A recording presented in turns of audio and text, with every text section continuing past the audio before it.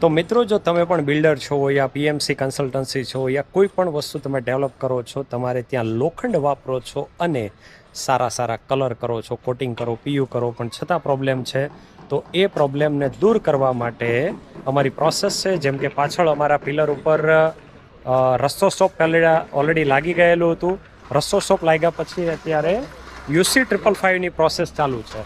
અહીંયા પ્રોબ્લેમ એવો હતો કે બધે પીયુ કલર લાગ્યો હતો, પણ બબલ્સ નીકળવાના ચાલુ થઈ ગયા હતા કોરોઝનને કારણે. તો એ પ્રોસેસને બંધ કરવા માટે બધો જ કલર કાઢી નાખેલો. જેમ કે અહીંયા તમે જુઓ છો, આ બધો કલર કાઢી નાખેલો છે.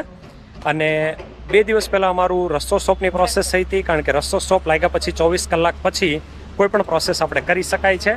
અને અત્યારે આ જે તમે જુઓ છો, અમારો યુસી 555 કલર લાગી રહ્યો છે. યુસી 555 2 લેયર લાગતા હોય છે. એની પછી કોઈ પણ તમારો ઓઇલ પેઇન્ટ મારીને પછી ઉપર અમારું ટોપકોટ મારી શકાય છે.